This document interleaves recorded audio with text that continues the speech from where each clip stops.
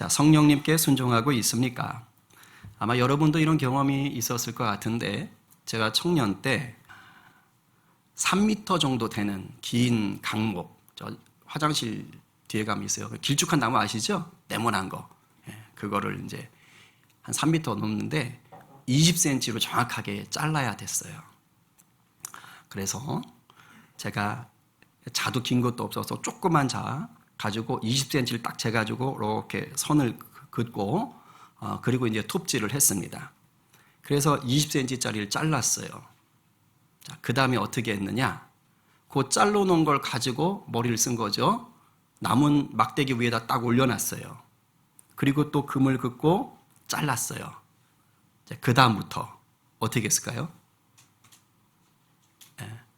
또 앞에 잘라놓은 막대기를 가지고 가는데 지금 앞에 2개 잘라놨잖아요. 어떤 막대기를 썼을까요? 처음 거, 두 번째 거.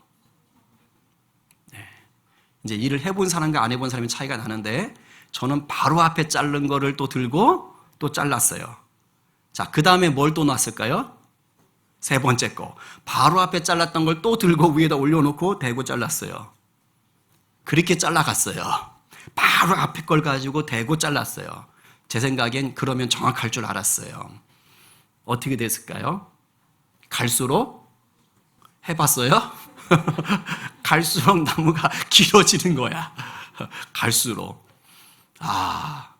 그러니까 정확하게 20cm를 다 거놓고 잘랐든지 아니면 올려놓고 할 거면 뭘 갖다 댔어야 돼요? 제일 처음에 잘랐던 거를 갖다 댔어야 돼. 근데 이거를 바로 앞에 자른 걸 계속 갖다 대니까 1mm씩 계속 늘어나는 게 계속 늘어나는 거죠. 결국 제가 3m가 넘는 나무를 잘랐지만 20cm짜리 정확하게 쓸 수 있었던 건 딱 2조각, 2토막이었던 거야. 처음에 딱 대고 자른 거. 나머지는 쓸 수가 없게 된 거예요. 이게 참 우리 인생에 또 정확하게 우리 신앙생활에도 적용이 돼요. 여러분, 우리 신앙생활 있잖아요. 그냥 교회가 이렇게 하니까 하는 거야. 그냥 사람들이 이렇게 하니까 그냥 하는 거야. 이러면서 무작정 따라갈 위험이 있을까요? 없을까요? 얼마든지 있어요. 근데 이게 위험한 겁니다. 그래서 사실 교회를 처음 나오잖아요. 그럼 아무것도 모르잖아. 그럼 그냥 사람들이 카더라 하는 대로 그냥 가는 거야. 이런 것들이 위험한 거예요. 물론 교회는 시간이 지날수록 전통이라는 게 생기고 또 규칙이라는 게 있고 또 사역팀마다 나름대로의 매뉴얼 같은 것들도 있습니다. 필요합니다. 공동체가 운영되기 위해서는 전통도 있고 규칙도 있고 매뉴얼도 필요합니다. 그러나 명심하십시오. 이것이 진리는 아닙니다. 신앙에 있어서 진리는 오직 한 분, 예수 그리스도입니다. 아멘? 예, 그분의 말씀을 따라가는 것이 본질입니다. 교회의 모든 것, 나아가 신앙과 관련한 모든 것은 내가 예수님을 바로 믿고 예수님을 온전히 따라 살도록 돕는 것이어야 하는 것이에요. 자, 그런데 저나 여러분이나 사람이 하는 일이잖아요. 그러니까 완벽할 수가 없어요. 우리 존재 자체가 불완전한 겁니다. 그러니 전통이 됐든 규칙이 됐든 매뉴얼이 됐든 다 불완전할 수밖에 없고 부족할 수밖에 없는 거죠. 그러니까 우리가 사람만 보고 아니면 어떤 일만 보고 신앙생활을 하면 100% 문제가 발생하게 되어 있어요. 여러분, 앞사람 따라간다고 다 잘하는 거 아닙니다. 앞사람이 엉뚱한 길로 가면 나도 엉뚱한 길로 따라가는 거예요. 앞에서 한 대로 한다고 해서 그게 다 올바른 것도 아니에요. 앞에서 잘못된 걸 해놨으면 내가 그대로 하면 나도 잘못된 걸 따라할 수 있는 것이죠. 우리는 오늘 본문 말씀을 통해서 내가 본질을 붙잡고 있는지 본질이 아닌 것들에 내가 주목하고 있는지를 좀 돌아봤으면 좋겠어요. 성령 충만하셔서 내가 예수님을 알고 예수님을 따라가는 자로 지금 살고 있는 것인지 아니면 내가 그러려고 했던 것은 아닌데 어느 순간부터 나도 모르게 내가 사람을 의지하고 있고 사람을 따라가고 있고 더 심각하게는 예수님을 이용해서 내 세상적인 만족을 누리고 있을 수도 있어요. 혹여라도 성령님이 어이 너 지금 잘못 가는데? 라고 알려주신다면 그건 여러분 감사한 일이죠. 땡큐 성령님 하고 오늘 돌이키시는 은혜가 있기를 간절히 축복합니다. 아멘이에요. 자, 지난주에 이어서 스데반의 설교 부분을 보고 있습니다. 자, 오늘은 어떤 내용을 다룰 거냐면 스데반이 지금 거짓 증인들에 의해서 고발을 당했어요. 신성 모독했다라고 고발을 당했는데 7장 13절에 보면 6장 13절에 보면 고발당한 내용이 나와요. 거짓 증인들이 와서 고발하는 내용이 뭐냐? 이 사람이 스데반이 무엇과 이 거룩한 곳과 어딜 얘기합니까? 네, 성전을 얘기하는 거예요. 그러니까 성전과 그다음 무엇을 율법을 거슬러 반역하여 모독하여 이런 걸 쉽게 말하면 거슬러 말하기를 맞이 아니하는도다. 쉽게 말하면 성전과 율법을 모독했다라고 거짓말로 지금 고발한 것입니다. 자, 오늘 본문을 저희가 뭘 얘기하냐면 이 스데반이 고발당한 이 내용, 성전과 율법에 대한 고발당한 내용으로 지금 이스라엘 사람들한테 되치게 하는 거예요. 되치게 하는 거. 요 내용을 지금 다룰 겁니다. 자, 그런데 오늘 51절, 51절, 52절, 53절을 읽었는데 요게 이제 대놓고 니네가 잘못했어 라고 말하는데 요걸 풀려면 23절부터 50절까지 내용을 대충 알아야 돼요. 근데 오늘 이걸 제가 설교 시간에 다 다룰 수가 없어요. 너무 많아요. 그래서 저에겐 감사에게도 내일부터 다가오는 오늘 하루 영의 양식 시간이 있습니다. 그 시간을 통해서 제가 주일 설교에 좀 부족한 부분들을 다루니까 여러분들이 좀 이렇게 같이 새벽기도 하는 마음으로 큐티하는 마음으로 동참하시면 좀 유익하겠다 싶고요. 자, 오늘은 넓게 다루겠습니다. 넓게 다뤄서 좀 은혜를 나눌 텐데 크게 두 덩어리로 23절부터 50절이 크게 두 덩어리로 나뉠 수 있어요. 자, 첫 번째 덩어리는 23절부터 43절까지인데 내용은 이겁니다. 모세가 율법을 받은 것과 이스라엘이 율법을 거역한 거예요. 자, 뭐라고요? 모세가 뭘 받아요? 율법을 받았고 이스라엘은 율법을 뭐 했다? 거역했다. 이게 한 덩어리의 이야기입니다. 이걸 머릿속에 갖고 계시면 되는 거예요. 자, 그래서 이 내용을 간단하게 먼저 정리를 하면은 이런 겁니다. 모세가 이스라엘 백성들을 이끌고 이집트에서 나와서 어디로 들어갑니까? 질문 받는 거 싫어요? 받아서 어디로 들어가죠? 이스라엘 백성들을 이끌고 광야로 갑니다. 그죠? 자, 광야에 가는데 광야 어느 산에 올라가서 율법을 받지요? 시내 산에 올라가서 율법을 받습니다. 자, 그런데 스데반이 이 시내 산에 올라가 모세가 율법을 받은 것에 대해서 이렇게 성령의 감동으로 표현했어요. 그게 7장 38절이에요. 읽어봅니다. 시작. 시내 산에서 말하던 그 천사와 우리 조상들과 함께 광야 교회에 있었고 또 살아있는 말씀을 받아 우리에게 주던 자가 이 사람이라. 되게 중요한 걸 말했어요. 자, 시내 산에서 말씀을 받았는데 그 사람이 이 사람이라, 즉 모세다. 그 사람이 받아서 우리한테 줬다 하는데 지금 율법 대신 무슨 표현을 썼죠? 살아있는 말씀이라는 표현을 썼어요. 너무 중요한 거예요. 율법을 받은 건데 지금 스데반은 이 율법이 뭐라는 거예요? 살아있는 하나님의 뭐다? 말씀이다라는 거예요. 살아있는 하나님의 말씀. 뭘 말하고 싶을까요? 유대인들이 이 살아있는 말씀을 살아있는 말씀으로 지켰다 못 지켰다? 이 말하고 싶은 거예요. 똑똑한 거예요. 지금 말 한마디를 하도요 아주 허를 찌르는 말을 하고 있는 것입니다. 유대인들은 지금 자기들이 살아있는 하나님의 말씀을 전달받은 거예요. 근데 그들의 삶은 어땠느냐? 그 살아있는 말씀에 제대로 순종을 하지를 않았어요. 아브라함의 후손이라고 할례까지 행했지만 할례받은 구별된 백성으로 살지를 못했어요. 여러분, 하나님이 모세에게 준 율법을요 압축하고 압축해서 10개로 만들면 그게 뭡니까? 십계명이요. 그리고 십계명을 다시 압축해서 2개로 만들면 예수님이 하신 말씀이죠. 뭐지요? 하나님 사랑, 이웃 사랑입니다. 그러니까 아주 쉽게 말하면 율법을 주셔서 하나님이 뭐 하라고 그런 거예요? 하나님을 사랑하고 이웃을 사랑하는 백성으로 한번 살아보자 라고 한 거예요. 이것을 살 수 있도록 살아있는 말씀으로 주신 거예요. 근데 이스라엘 백성들이 그걸 가지고 하나님을 사랑했다 안 했다? 안 했다. 겉으로는 했어요. 그러나 하는 척만 한 거예요. 두 다리 걸친 거예요. 양다리 걸친 거예요. 그리고 뭐라는 거예요? 하늘의 해와 달과 별들에게 고개를 숙이고 절을 하고 짐승들에게 절을 한 겁니다. 우상 숭배했어요. 십계명 1계명 하나님 정말 싫어하는 거, 나 외에 다른 신을 두지 말라, 버젓하게 그 짓을 한 겁니다.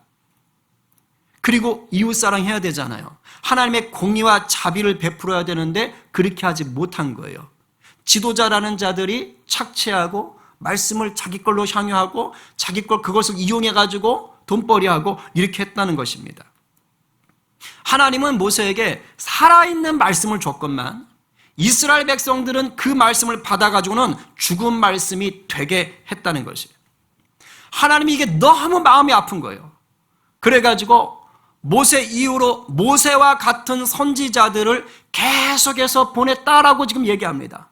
그래서 선지자들을 보내서 하는 말이 뭐냐면 돌아와라, 돌아와라, 돌아와라 이거예요. 구약 성경 한번 읽어보세요. 돌아오라는 말이 엄청 많아요. 그래서 우리가 노래하는 거 아니에요? 여호와께 돌아가자. 이게 다 말씀에서 나오는 거예요. 돌아와라, 돌아와라. 그런데 이스라엘 백성들이 돌아오라는 선지자들의 말을 듣고 돌아갑니까? 안 돌아갑니까? 가슴은 성경의 역사가 그렇게 안 풀어지죠. 오히려 귀를 닫아버리는 거예요. 죽여버리는 거예요. 그러니까 하나님께서 하다 안 되니까 뭐 하는 거예요? 구약 역사 속에서 야, 니네 좀 혼나야겠다 해가지고 회초리를 딱 드시는 거예요. 그 회초리가 뭐냐? 이방 나라를 불러가지고 혼내주는 겁니다. 그래서 북이스라엘이 722년에 아수르에게 멸망해서 붙잡혀가고 남유다는 586년에 완전히 망해가지고 어디로 갑니까?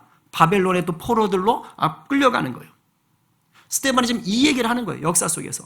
니네가 이러고 살았다라고 얘기를 하는 겁니다. 근데 스데반이 고발당한 거짓 증거 둘 중에 하나가 뭐였어요? 율법을 못 오겠다는 거잖아요. 근데 스데반이 지금 이렇게 얘기해놓고 뭐 하는 거예요? 내가 못 오겠다고? 아니 너희가 못 오겠지. 이렇게 되치기를 하고 있는 겁니다. 그리고 또 한 덩어리의 이야기가 뭐냐? 그거는 성전 이야기입니다. 하나님은 성전에 가둘 수 있습니까? 없습니까? 없지요. 그 얘기를 합니다. 그 얘기를 하는데 이 얘기를 하는 이유가 있습니다. 유대인들이 성전을 우상처럼 섬기는 거예요. 요거를 지금 고발하는 거예요.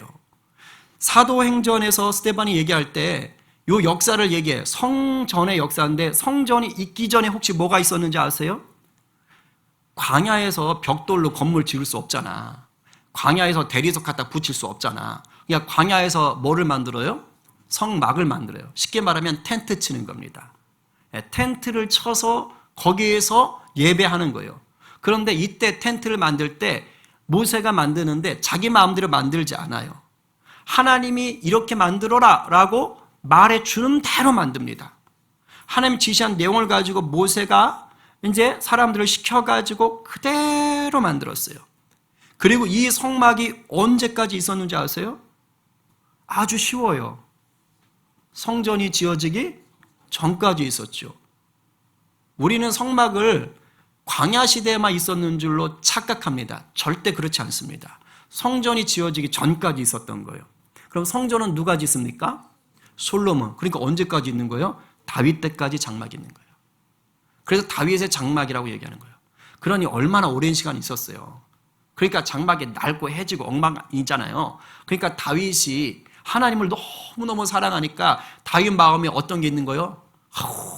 우리 하나님이 계신 곳이라는데 저렇게 낡아서야 되겠어? 그래서 무슨 마음을 받은 거예요? 삐까뻔쩍하게 한번 짓고 싶은 거죠. 성전을 짓고 싶은 마음이 있었어요.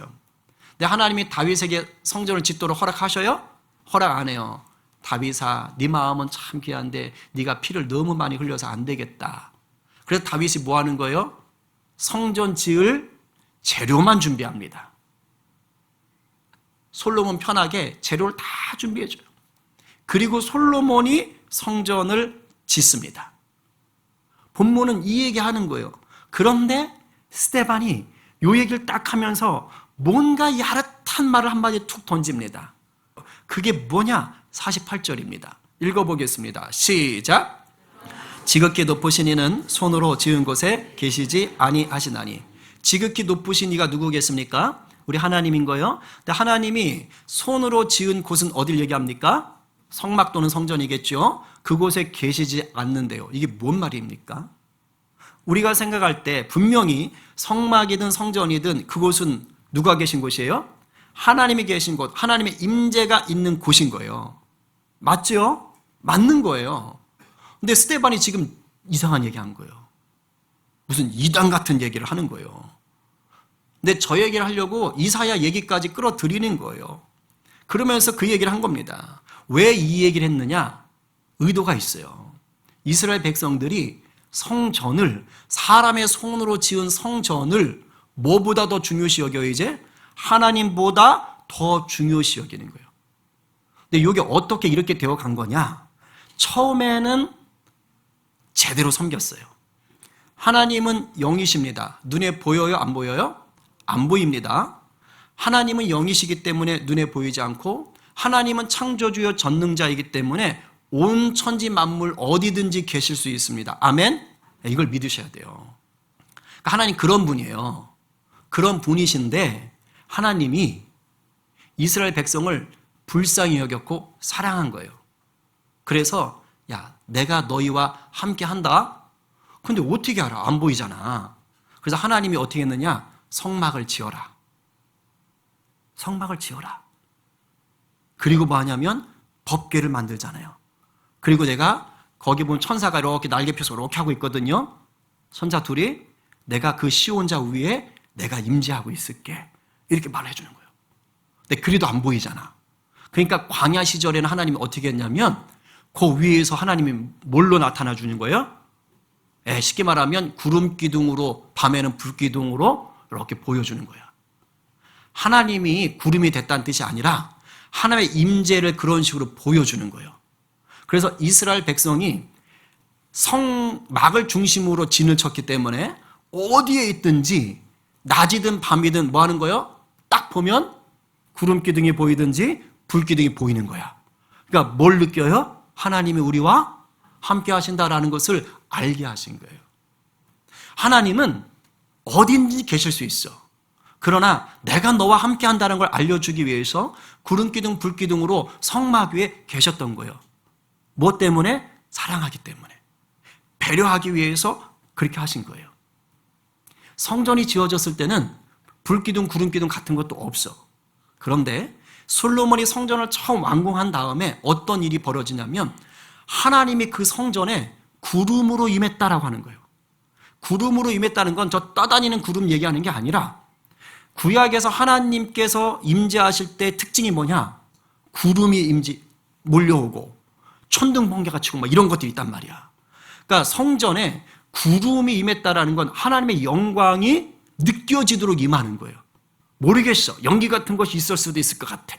근데 구름이 너무 강력하게 임하니까 이걸 쉐카이나 영광이라 하는데 어떤 일이 벌어지냐면 제사장들이 서서 예배할 수가 없게 된 거예요. 하나님의 영광에 압도당하는 거예요. 저는 여러분들이 예배 때 그런 경험을 하게 되기를 간절히 축복합니다. 근데 될 수 있을 것 같아. 우리 예배가 아까도 찬양할 때 보니까 마음은 1시간 정도 더 찬양하고 싶었거든요. 우리 예배는 깊이가 있어요. 그러니까 여러분들이 그럴 때 성령 안으로 쑥 들어가야 돼. 그때 자꾸 이성으로 생각하려고 하지 마. 이러다 눈물이 나올 것 같은데 정신 차려야지. 이러다 입이 꼬이는데 안 돼. 이러면 안 돼.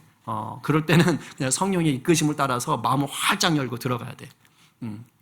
그러면 몰라. 그러면 이제 막 넘어질 수도 있고 뭐 모르지만 성령께서 깊이 만져주셔.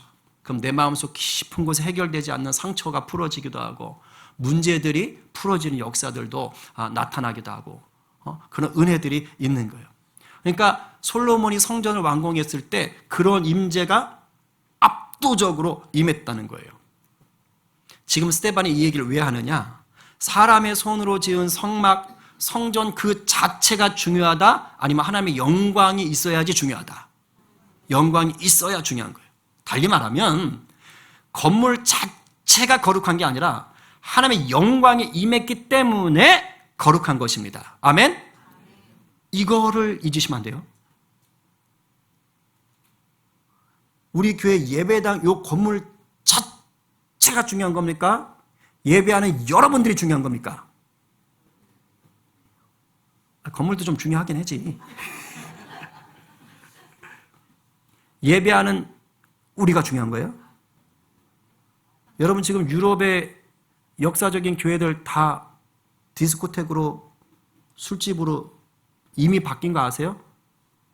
아마 여러분들이 유럽 여행 가가지고 그런 데를 다녀보신 분들도 있을 거예요. 요즘은 어디로 바뀌는 줄 아세요? 모스크로 바뀌어요. 모스크로. 이게 근데 유럽만이 아니에요. 우리나라도 그래요. 저쪽 분당인가 성남의 큰 교회는 이단한테 넘어갔어요. 그래서 지금 유럽은 모스크애들이 그런 데잖아. 이슬람 애들이. 돈이 워낙 많으니까. 너희들이 교회 마음껏 지어라. 우리가 곧 살 테니까. 이렇게 한대잖아. 그죠? 여러분, 건물 자체가 중요한 거 아니에요. 하나님의 영광이 임해야 그곳에 하나님의 사람들을 통해서 거룩한 곳이 되는 것입니다. 그러나 하나님의 영광이 떠나면 아무리 삐까뻔쩍하게 교회 건물이라고 만들어 놓았어도 그곳은 거룩한 곳이 아닌 거예요. 명심하셔야 돼요.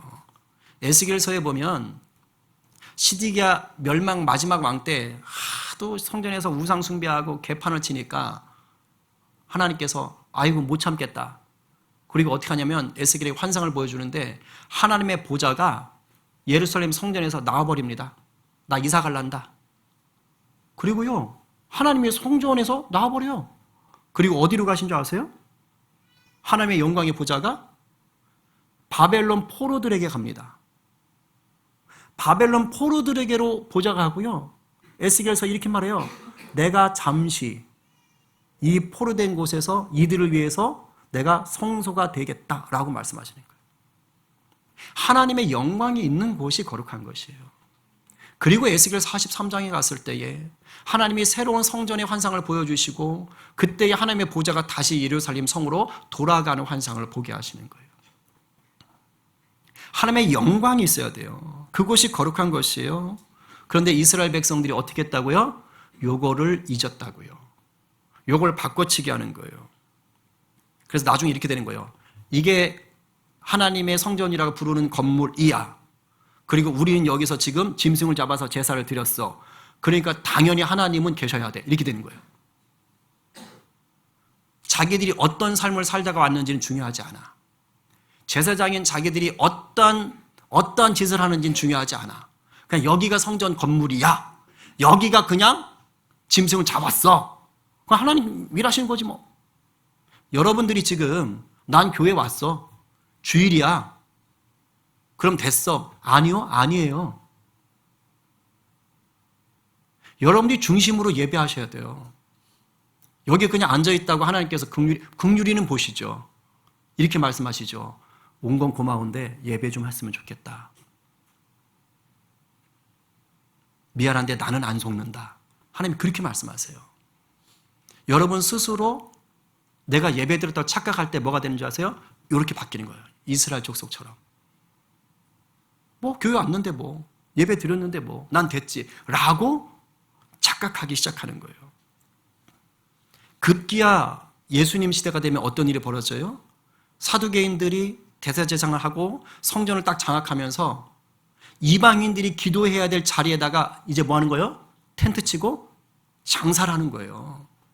만민이 기도하는 집이라고 일컬어지는 그 이방인들이 와서 기도를 해야 되는 그 자리에 명분은 좋아요. 제사하러 오는 사람들 짐승 가져오기 힘들고 짐승 다칠 수도 있으니까 질 좋은 상품의 제사 용품을 제공해야겠다라고 슬로건을 걸고 제사하러 오는 사람들이 자기 짐승 끌고 오면 무조건 아웃. 그리고 자기 제수용품을 사게 만든 거예요. 싸게 비싸게. 비싸게. 비싸게. 돈도 성전에서만 쓰는 돈으로 바꿔가지고 환전치기 하고 그렇게 했단 말이에요. 그 돈벌이 했다고 지금. 스데반이 지금 그거를 지적하고 있는 거예요. 하나님의 영광이 임할 곳을 너희들이 바꿔버려서 이제는 하나님은 뒤로 하고 성전을 네가 섬기고 있구나. 성전으로 돈벌이 하고 있구나 라고 얘기하는 거예요. 이 두 가지 주제를 딱 던져놓고 그리고 오늘 읽었던 51, 52, 53절을 얘기하는 겁니다. 지금 너희들도 니네 조상들이 이렇게 악하게 행했는데 그 뒤를 똑같이 따라갔다. 본질 맨 처음 것을 붙잡지 아니하고 니네 조상들이 했던 거 그 바로 앞에 거 그것만 가면 되는 줄 알고 그렇게 쫓아갔다. 바로 앞에 나무 토막 대고 자르면요 갈수록 길어진다니까. 갈수록 잘못되는 거라니까. 그래서 어떤 일이 벌어지는 거예요? 예수님 시대 때 되니까 선지자들이 예수님이 올 거라고 메시아가 올 거라고 얘기했는데 예수님이 왔는데 몰라. 왜? 말씀의 본질을 잡은 게 아니고 뭘 잡으니까? 지 조상들이 했던 것만 잡으니까 예수님이 왔는데 죽여버리는 거예요. 그런 일들 행하는 거예요. 그래서 51절에서 이 이스라엘 백성들을 향하여 뭐라고 합니까? 읽어볼까요? 51절 시작! 목이 곧고 마음과 귀에 할례를 받지 못한 사람들아, 목이 곧고 마음과 귀에 할례를 받지 못한 사람들아. 지금 스데반을 핍박하는 자들이 너희도 너희 조상과 같이 항상 무엇을 거스른다? 성령을 거스른다 라고 얘기하고 있어요. 여러분, 목이 곧고 마음과 귀에 할례를 받지 못했다라는 말은요 교만하다, 무지하다라는 뜻이에요. 고개를 숙일 줄 몰라. 뻣뻣해가지고 뭐 그래? 야 이렇게 사는 거예요. 하나님 앞에서요. 마음과 귀에 할례를 받지 못했다. 원래 할례는 남자들 생식기에 받는 거죠. 몸에 받는, 육체에 받는 거죠. 근데 그것만 받았다고 자기들이 하나님 백성이라고 떠벌리면서 온갖 악한 짓을 다 한 거예요. 그게 구약에 가면 하나님께서 싫다는 거예요. 그러면서 마음과 귀의 할례를 받으라는 거예요. 양심이 하나님의 말씀, 살아있는 말씀을 받으라는 얘기예요. 귀가 하나님의 말씀은 살아있는 말씀을 들을 수 있는 귀가 되라는 겁니다. 그게 지금 안 되어 있다는 것이에요. 근데 재밌는 것은 성경 전체를 볼 때에 하나님이 이스라엘 백성을 향해서 목이 뻣뻣한 인간들아, 목이 고든 족속들아 라고 제일 먼저 얘기하는 사건이 있어요. 제일 먼저. 그게 뭐냐? 스데반이 오늘 본문에도 적었는데요. 모세가 십계명 받으러 올라갔는데 생각보다 더디 내려오는 거야. 그러니까 밑에 있던 이스라엘 백성들이 어떻게 하는 거예요? 야, 모세가 안 내려온다. 어떻게 됐나 봐. 마음이 급하니까 모세 형인 아론을 꼬드기는 거예요. 그래서 어떻게 하느냐? 금송아지를 만듭니다. 그리고 뭐라고 그러냐면 이것이 우리를 구원해 준 하나님이다 라고 얘기를 해버려요. 진짜 무서운 거예요. 하나님이 아닌 아예 다른 우상을 섬긴 게 아니고요. 이게 우리를 구원할 하나님이라고 얘기하면서 금송아지를 섬기는 거예요. 이집트의 신을 만들어 놓고. 그걸 보고 하나님 뭐라 그러냐면 제일 먼저 하신 말이 이놈의 목이 뻣뻣한 백성들이다 라고 처음으로 얘기하는 거예요. 그리고 스데반이 자기 설교 때 요걸 가지고 그대로 인용해서 40절 41절에서 언급을 했습니다. 그러니까 말씀을 받을 때부터 이미 뭐 한 거예요? 말씀을 거역하는 백성이었던 거예요. 그렇게 조상들이 대대로 그렇게 오다가 지금 너희도 그러고 있다라고 고발하는 거예요. 근데 재밌는 말을 해요. 왜 이런 일이 벌어진 줄 아느냐? 성령을 거스렸기 때문에. 너희들이 목이 곧고 마음과 귀에 할례 받지 못해서 이렇게 하나님의 율법을 어기고 살았던 죄악을 심했던 것이 뭐냐? 성령을 거스리는 자였다는 거예요. 성령을 거슬렀다. 사실은요, 너희가 하나님의 명령을 거슬렀다라고 말하는 게 편합니다. 근데 스데반이 일부러 성령을 거스른다라고 쪽집게처럼 말하는 거예요. 왠지 아세요? 지금 겉으로는 이 사람들은 하나님을 믿는 자들이에요. 여러분 다 하나님 믿겠다고 이 자리에 온 거 아니에요? 겉으로 하나님 믿는 거예요. 하나님 믿는 다음에 율법을 지키자고 그러고요. 하나님 믿는 다음에 지금 제사 드리자고 하는 겁니다. 그런데 스데반이 보니까 가짜인 거야. 왜? 하나님의 영인 성령이 없으니까. 성령이 하는 일이 뭐예요?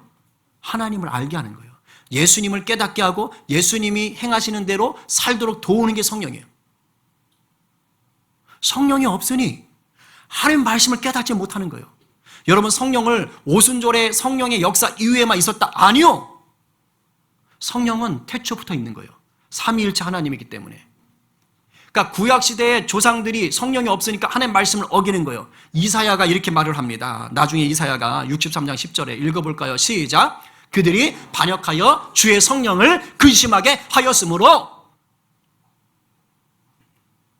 하나님 말씀을 지키지 않아서 하나님의 영을 근심하게 했다는 거예요. 느헤미야도 이런 말을 합니다. 같이 읽어보겠습니다. 시작. 그러나 주께서 그들을 여러 해 동안 참으시고 또 주의 선지자들을 통하여 주의 영으로 그들을 경계하실 때, 선지자들을 보내서 성령으로 뭐 하는 거예요? 감동으로 말하는 거. 돌아봐라, 정신 차려라, 회개해라, 너희가 지금 잘못된 길로 가고 있다 라고 하는 말씀하시는 거예요. 회초리 들기 전에 말하시는 거예요. 오래 참아주는 거예요. 근데 듣지 아니함으로 열방 사람들 손에 넘기셨다는 거예요. 아수르로, 바벨론으로 넘기셨다는 거예요. 무서운 말씀입니다, 여러분. 여러분, 우리가 성령님이 우리 가운데 거하셔야, 성령님이 주인 되셔야 목이 뻣뻣해지지 않고요, 내 마음과 귀에 할례 받은 자로 살 수가 있는 거예요. 성령이 없으면 이스라엘 조상들이 그랬고 이스라엘 백성들이 그랬던 것처럼 그렇게 사는 거예요. 그러니까 선지자들을 보내도 그 말씀을 듣지 않고 그들을 죽이고, 마침내 예수님이 왔는데도 불구하고 예수님을 죽이는 자가 된 거예요. 52절 말이 그 말이에요. 니네가 이런 인간들이야. 오리라 말씀했던 의인인 예수님을 너희가 죽였어! 라고 얘기를 하는 것이에요. 성령이 없으니까 53절처럼 천사를 통해 주신 하나님의 그 살아있는 말씀을 너희들이 지키지 않았던 거잖아 라고, 오히려 내가 잘못이 아니라 너희들이 잘못했다라고 얘기한 것입니다. 그 시대만 그런 게 아닙니다. 여러분, 성공회라고 들어보셨어요? 혹시 옛날에 성공회 다니셨던 분 계신가? 성공회라고 있는 건 아시죠? 원래 성공회 명칭이 뭐죠? 영국 국교회입니다. 영국 국교회. 그러니까 캐토릭은 교황이 이겁니다. 근데 이게 너무 싫은 거예요. 그러면서 역사 속에서 교황으로부터 떨어져 나오면서 왕의 권위 아래 교회를 둔 게 영국 국교회입니다. 그러니까 왕이 짱이에요. 국가가 짱입니다. 그런데 18세기까지 영국 국교회에 어떤 신학이 있었냐면 예배당 신학이 있었습니다. 예배당이 최고인 거야. 그러니까 예배당 외에서 설교를 하거나 예배를 드리면 이건 아웃, 이건 이단인 거예요. 마치 뭐와 같아? 아까 성전은 거룩하니까 이건 똑같은 거예요. 여기 거룩한 곳이다. 그러니까 여기 외에는 절대 예배 안 된다. 여기서만 예배다. 여기서만 설교다. 이렇게 정해버린 거예요. 그런데 영국 국교회 소속 목사 중에 나중에 감리교회를 창시하는 분이 나옵니다. 혹시 이름 누군지 아세요? 네, 웨슬리 목사님, 존 웨슬리, 요한 웨슬리예요. 그렇죠? 그 목사님 나오는데 아직 감리교 창시하기 전에, 그때 이분이 1739년도에요. 친구인 화이트 목사님이 보니까 주일에 예배를 못 드린 사람이 너무 많은 거예요. 너무 많은 거예요. 광부들. 그 영국의 광부들이 주일에 나올 수가 없는 거야. 예배를 못 드려. 그래서 그 목사님이 가서 주일에 교회 바깥에 나가서 설교를 했던 거예요. 그런데 너무 사람들이 많으니까 이 웨슬리 목사님한테 부탁을 한 거야. 이봐, 너도 와서 이 사람들에게 말씀을 좀 전해주지 않을래? 그래가지고요, 이 목사님이, 웨슬리 목사님이 주일에 교회 바깥에 가서 벽돌 공장 마당에 가서 이 노동자들 모아놓고, 교회 오기 힘든 자들 모아놓고요, 예배드리고 설교를 한 거예요. 근데 웨슬리 목사님의 이 예배에요, 능력이 나타나는 거예요. 설교에 능력이 나타나는 거예요. 그러니까 매 주일마다 사람들이 몇천 명씩, 막 몇몇 명씩 모이는 겁니다. 막 성령의 역사가 놀랍게 나타나는 거예요. 부흥의 역사가 놀랍게 나타난 거예요. 자, 그러면 영국 국교회에서 지금 웨슬리 목사님을 통해서 부흥의 역사가 일어나면 칭찬해줘야 돼요? 벌을 줘야 돼요? 칭찬해줘야 돼. 맞는 거 아니에요? 근데 어떻게 했는지 아세요? 요놈 봐라. 감히 나라가 정한 법을 어겨? 그리고 교회 밖에, 예배당 바깥에 가서 감히 예배를 하고 설교를 해? 너 아웃. 그러면서 설교 금지를 시켰어요. 예배당에 이제 절대 세우지 마. 저 웨슬리는 절대 예배당에 오지 못하게 해. 그 주일에 예배당에 와서 설교를 못하는 거예요. 예배를 못하는 거예요. 그래서 웨슬리 목사님이 만든 유명한 말이 있어요. 온 세계가 나의 교구다. 그래? 주일에 예배당 오지 말라고? 걱정하지 마. 온 세상이 나의 교구야. 나의 사역지야. 누구든지 말씀 듣는 곳에 나는 갈 거야. 이렇게 말씀을 하시는 겁니다. 그리고 웨슬리 목사님이 주일에 야외에서 설교하고 말씀 전하면요, 불량배도 보내가지고 깽판 치고 막 이런 일들이 있었던 거예요. 여러분 생각해 보세요. 지금 누가 성령을 따라가는 거예요?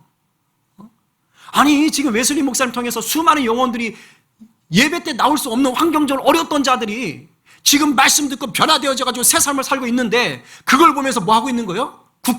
국가교회가 저런 법을 어긴 놈들 이러면서 얘기하고 있는 거예요. 이스라엘 백성은 똑같은 거예요. 전통에 묶여가지고 잘못된 율법에 묶여가지고 살아있는 말씀을 배역하고 있는 거예요. 여러분 그게 그들만의 일이 아니에요. 오늘 우리 삶에도 이런 일들이 일어날 수 있습니까? 없습니까? 얼마든지 있습니다. 어제까지 내가 안 그랬어도 오늘 내가 그렇게 살 수 있어요.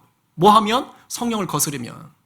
달리 말하면 내가 성령으로 오늘 충만하지 못하면요, 그 누구라도 예수는 믿고 있고 교회는 다니고 있어도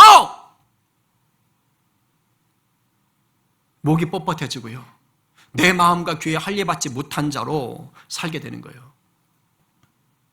특징이 뭔지 아세요? 자기 고집에 붙잡혔어요. 그래서 말씀을 들어도 듣고 싶은 것만 들어요. 그나마 거기까지라도 가면 다행이죠. 그냥 앉아 있는 거예요. 말씀을 들어도 아무런 감동도 아무런 찔림도 없어요. 그냥 와 있는 거예요. 안간히 찝찝하고. 그런 경우들이 계속된다면 내 안에 감동이, 성령의 감동이 메말라 버린 것입니다. 이런 사태가 되면 나중에 어떻게 되는 줄 아세요? 고집을 피워요. 신앙생활을 뭘로 하는지 아세요? 내 지식으로, 내 경험으로, 내 자아의 욕심으로 신앙생활을 하려고 합니다. 물론 우리는 완벽하지 않아요. 누구라도 신앙생활을 잘할 때도 있지만 슬럼프에 빠질 때도 있습니까? 없습니까? 있어요. 저는요 365일 24시간 한결같이 막 성령 충만 이론은 그래. 근데 그 누구도 그렇게 살기 어려워요. 목사인 저도 어려워요. 우리는 뜨거울 때도 있고 식어질 때도 분명히 있어요. 그리고 내가 아무리 잘하려고 해도요 환경적으로 어려울 때가 있습니다. 아니 덜컥 사고라도 크게 나가지고 병원에 입원해버려봐. 교회 못 나오잖아요. 목사인 저도 병원에 입원해버리면 여기 나와서 설교를 하고 싶어도 할 수? 원하는 건 아니시죠? 못하는 겁니다. 그런 일들이 있는 거예요. 그러면 지치고 낙심할 상황들이 있을 수 있어요. 우리가 마냥 웃을 수는 없어요. 그런데 부탁을 드리고 싶은 게 있어요. 그럼에도 불구하고 포기하지 말고 붙잡아야 될 게 있어요. 그게 뭔지 아세요? 본질. 내 삶이 잘 풀리든 풀리지 않든 내가 내 삶의 주인 되려 하지 말고요, 성령님, 우리 주님이 주인 되시도록 끊임없이 내가 신경을 써야 됩니다. 이것은 성령 충만해야 돼요. 이 싸움을 해야 되는 거예요. 이 싸움을. 이걸 놓치는 순간 나도 모르게 한 주, 두 주, 한 달, 1년을요 메마른 인생 됩니다. 물론 그래도 예배당에 나오는 게 귀해요. 딴 데 가는 것보다 하나님께 또 만지는 기회가 있는 거니까. 근데 그거를 즐기지 마세요. 하루하루 하나님 앞에 성령 충만한 자로 살기를 얘기하셔야 돼요. 그럴 때 하나님이 놀랍게 쓰는 통로로 빨리 쓰임 받는 것입니다. 그렇지 아니하면 결국은 내 고집, 내 지식, 내 경험으로 신앙생활을 하려고 하다가 어떤 자리로 가느냐? 스데반과 같은 자리에 서는 게 아니라 스데반을 욕하고 비난하고 조롱하는 그런 부류의 사람들 쪽에 서는 거예요. 둘 다 하나님 믿는다고 하면서 하나는 살아있는 말씀을 살아가는 거고 하나는 살아있는 말씀을 죽여놓고 사는 거고. 저는 여러분들이 스데반과 같은 자로 살아가게 되기를 간절히 축복합니다. 살아있는 말씀에 붙들려 살게 되기를 간절히 축복합니다. 오늘 누가 내 신앙의 중심이 사람이나 일이 아닌 복음이 되게 하시겠습니까? 오늘 누가 살아있는 말씀 앞에 내 지식과 경험과 고집을 내려놓고 성령의 인도하심을 구하시겠습니까?